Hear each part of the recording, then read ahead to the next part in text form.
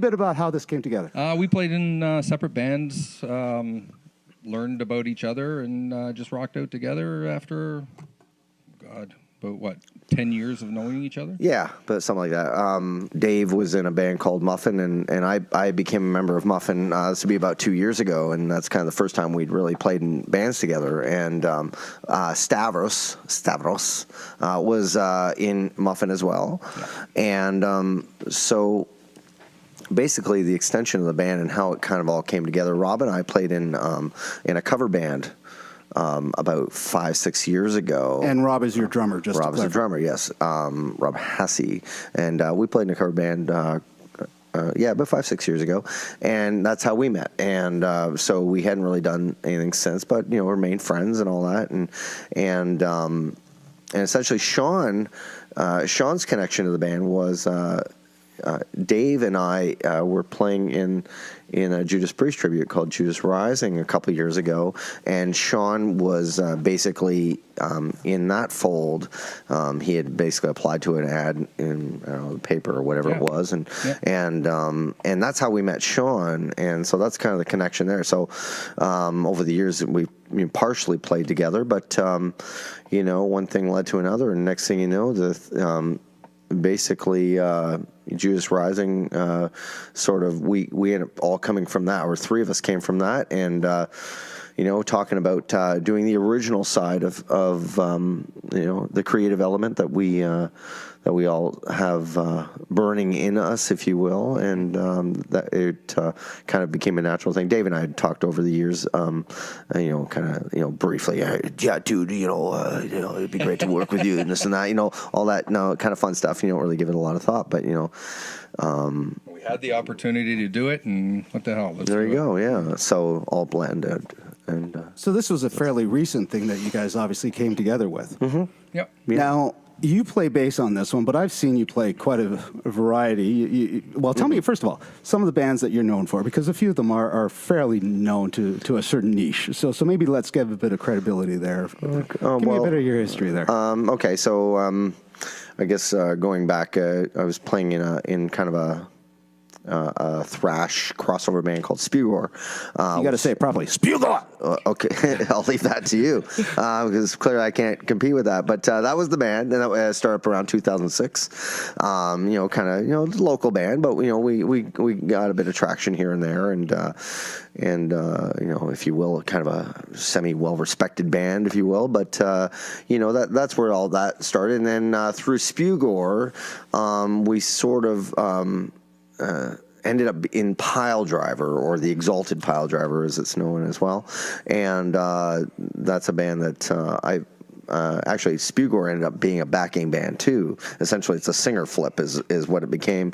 And so the Exalted Pile Driver, we've been in that band for the last 10 years, and so we do a lot of one-offs, and we don't tour or anything like that, but your one-offs tend to sometimes be overseas too, so. Overseas, South America or whatever, we do a little bit of that. Nothing crazy. We haven't played a million shows or anything like that, but we played a bunch of really cool shows and some great opportunities that we wouldn't otherwise have. Pile Driver, the name, the first two albums in particular go back to the mid '80s, and with Gord, our singer there, and the Pile Driver, if you will,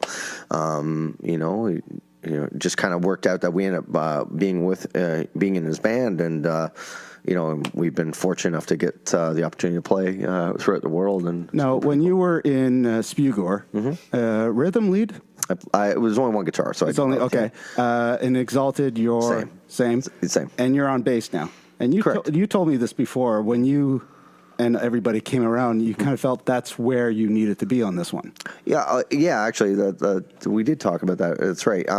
It was sort of in my head that was the role that I wanted to play in this band, because I wanted it to be, even though I'm not necessarily a bass player first, I feel like I know that role very well. In this role, I wanted it to be, I wanted the backbone to sound like maybe a little more pop influenced, so it'd be a little more R&B influenced, as opposed to just straight out metal and just strumming every note, because that's what you do. I respect all those players and whatnot, but that's not really the approach I wanted to bring to this. I wanted to bring a little bit more pop sensibility to it. The songs have a little bit of that too. They're regular in a way. The structures are sort of normal that way, maybe a little more accessible, if you will. And I felt it needed that role, and with the guitar players that we have, it was like, I don't need to play guitar in this band by any stretch. You don't need to be the Yannick Gear when you got Dave Murray and Adrian Smith. There you go. There you go. Thank you. No, that's actually a really good one. Well, that's really it good. leads into you wanting to be Steve Harris, but let me talk to the Bruce Dickinson here for a second. Yeah, I've been hogging the mic. Go ahead. Yeah, go for it. Well, this is good because typically the bassist does not get the mic, so I'm about to give the mic to the one that loves the mic. Oh, jeez. Your voice, sir, I kid you not, and Karen and I have an appreciation for when we first heard the single. Yeah, good job, sir. You like that? Because I will be honest, most of the time I hear something from Steve, Yeah. the vocals ruin it. And I'm not trying to take away from the skill that involves some of that death metal. That is skill. Don't get me wrong. Yes. But I don't like my ear to bleed too much. Yep. And honestly, I know, but listening to you, where the influence is. There's some Priest there, so there's some Dickinson there. I can tell. There's a lot of different influences. I even like Colin James and Elton John and Neil Diamond and stuff like that. I'm into a variety of music, and it's important. I think it gives you a good flow on how you're writing also. And the way that we write, it's a little weird. We'll elaborate on that because the writing side always tells the story. To be honest, it's little stories. Like when I'm writing the lyrics and that, I look at the other side of the story. Like you could have the plus and the negative, but what about something that you don't see? Like one of the songs that we write, Liar, for instance, it's about people that bullshit everybody. And everybody is going to be lied to one way or another. And we're calling them out. That's exactly what it is. Twisting your words make them so unreal. The stories you weave, tell me what's the deal. And you try and you can to convince us so. As we watch you fall. The plan as you can to get out of bed. As you say it, it's all bullshit. Liar! You're no good liar! we were talking about the writing process. Maybe walk me through some of it because you've got current material, you've got upcoming material. Maybe walk me through some of that. Well, Steve will come up with a song, a line or whatever, and throw it out to the guys, and I'll listen to almost a complete song, and then I'll come up with a story with it. And usually I'll go with my gut instinct and say, okay, this song sounds like this. And then I'll start elaborating on whatever that story is. So it's fun. You got to make sure that you don't piss people off, though, but sometimes you just got to do it. Now, have you ever been in a scenario where you've had to modify the music drastically to incorporate a different view story-wise, or? No. No. I always get No. dragged into it. Do this. That was the saddest no I ever heard in my life. Wow. No, we'll talk about different things in different parts, and the guys will all come along and say, okay, well, let's try this or extend this or change that or whatever. Yeah. So it's definitely a group conglomeration, we'll say, right? Yep. And we'll say, okay, well, does this work? Does that not work? And then 9 times out of 10, I'll come in at the end of it and say, okay, let's try this, and lyrically, and I'll start moving around. And sometimes it takes me like 15 minutes to write lyrics for it, and sometimes it takes me like A lifetime. 5 months, and I'll go, I just can't get this. Yeah.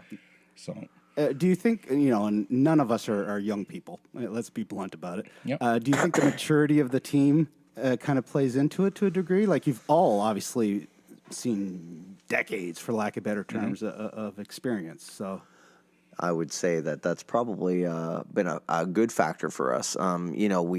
We're we're older. We realize the realities of what we're doing. We're not naive to think, oh my God, we're going to be, we're going to be this or that or so forth. Oh, come on, Colonel Sanders became the king, at 65, so you still got time.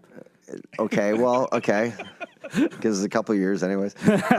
So yeah, and you know what? There is a reality there, and we've all, for the most part, been in bands that maybe took themselves a little too seriously, and they thought they were the be all end all, and sure we all get caught up in that to some degree ourselves, I'm sure, but we're older now. We realize that. That there is a reality to where we are in our lives, and we all have careers, and we're all thinking of the retirement. Maybe in the next 10 to 15 years. We're thinking of that. So I mean, am I about to give up my my retirement package to go on the road at this point? No, not a chance, right? To your point, you were saying, I'm up at 4. Well, in the old days, you'd be going to bed at that's 4, for sure. not That's right. getting up to start the day and then end it with a kick-ass show, right? Yeah, there you go. And then driving all the way back. Of course, yeah. Because, okay, now, Hired Gun. Has any of you actually seen that documentary? No. Okay. Oh, Hired Gun. Yes, Hired I have. Gun. Yes, I have. Okay.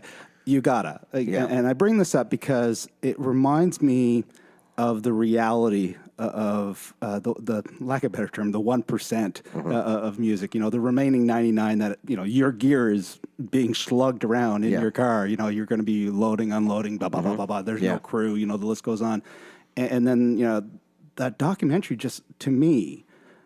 First of all, it made me a huge fan of Five Finger Death Punch. Okay, because it's his story basically, how he went from this to Alice Cooper, and then said, "I want to buddy up with my friends," and next thing you know, he's the lead guitarist of Five Finger Death Punch, which huge band right now, right? Yeah. But the documentary just made me really relook at music in general. You know what I mean? So I know you haven't seen it, and you will. I guarantee after this, you will make a point of going see it. Your thoughts on it, because you would have seen a good chunk of that kind of world, but in I don't want to say a B level, but you know what I'm kind of getting at. You're exposed to that. Yeah, well, sure. I mean, it's this is the part where I'm going to say, I think I slept through half the movie because I was really tired or something like that. Yeah, dude, I saw it. But I mean, the whole premise of guys that essentially are, they are, just trying to make whatever, they make their $40 or whatever it is to slug it out for whatever band or so forth. There's a lot of character that's attached to somebody that does this for almost nothing. It shows a lot of personalities in that, maybe it's love for their friends, or their just love for music in general, or just love for being a player, or love for just just being creative, and it's funny because we don't think of your regular jobs and think of your regular life and what kind of effort you put forth, and often it's not nearly what you would to go and we go and write a bunch of songs and practice and we do all these things that we should probably be doing something else. Maybe I should be going out and making $100 going out and shoveling snow or something like that. But no, I'm sitting here writing a song, or I'm going out and playing with my friends. So and making nothing doing it. But you know what? There's so much so much of a creative element to it. Yeah, and the personality of that person that does that is it's amazing. Like we got 3 guys that are joining us later tonight that are all coming out here with the same passion. They're driving. One's driving from Aurora. It's not a close drive. He's coming out here to make less than $4, yeah. and his share of the 20, and he's making his share of the 20. Oh wait, you actually told him it was 20. You were supposed to say it was 10. I know, right? As you make up your web of lies, broken words lead with alibis, and you try to convince us all as we watch you crawl. But then as you care to get out of it, as you say it, it's all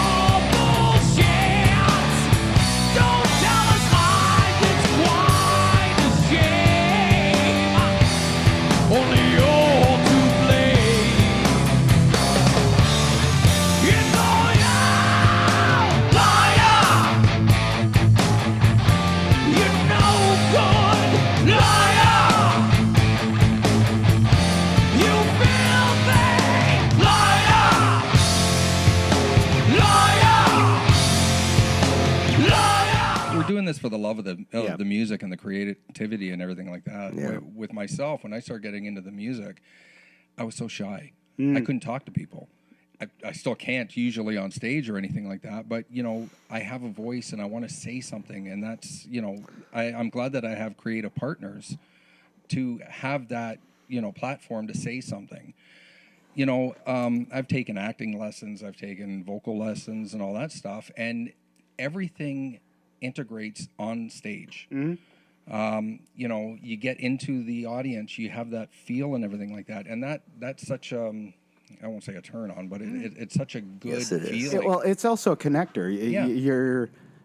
We've all been to concerts where the energy is just flowing through every single person there. You can't describe that. Of course. That's not, but it's there. And, Yeah. and that, I think, it scales to that large scales, but it's also there in the 5-person crowded bar. Yeah. You know what I mean?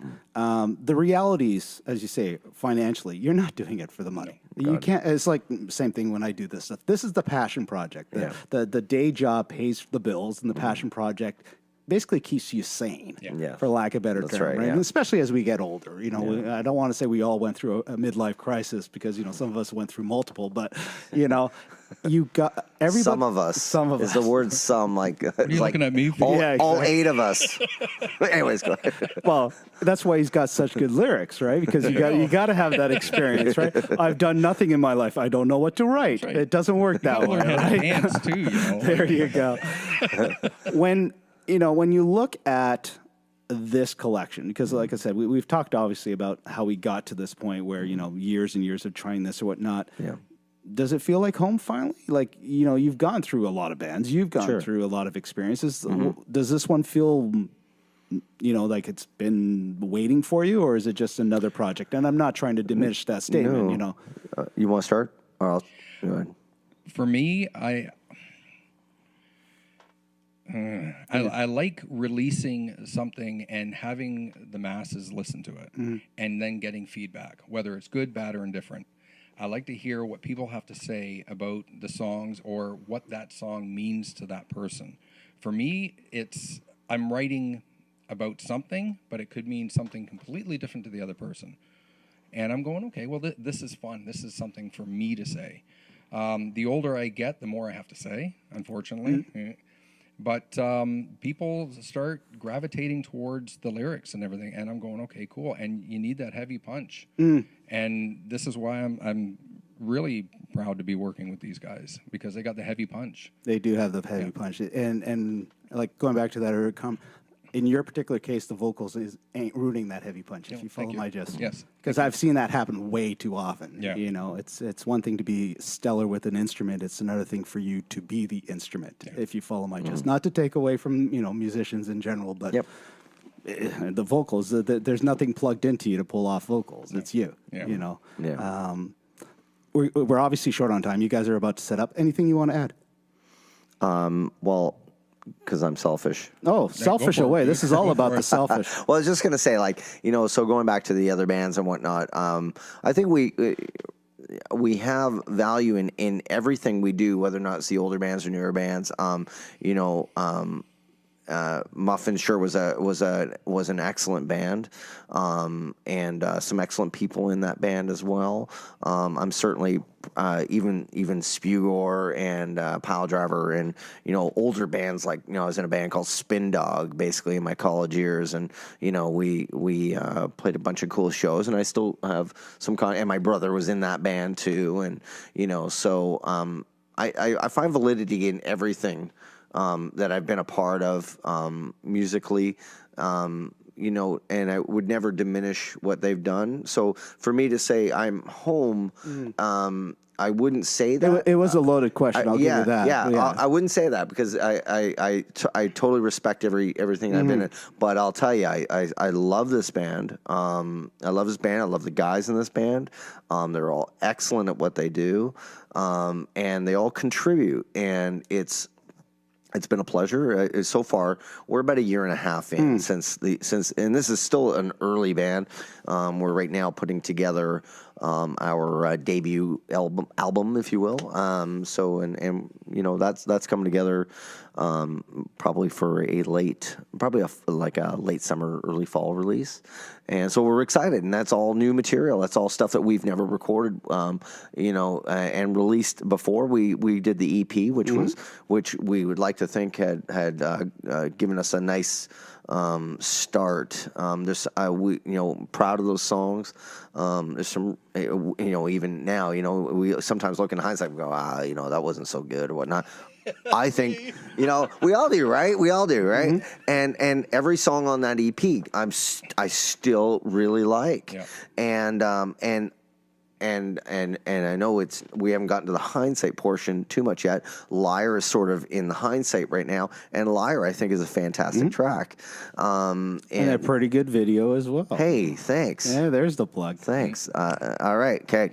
And we got that, and so that's and right now even the tracks we're doing now and going forward, there's I'm excited to get to that point where we're going back and so as far as every band, validity across the board, and I'm great friends with those guys as well, But this is where I am now with this band, and it's fantastic, It's really great, and we just keep plugging forward on it.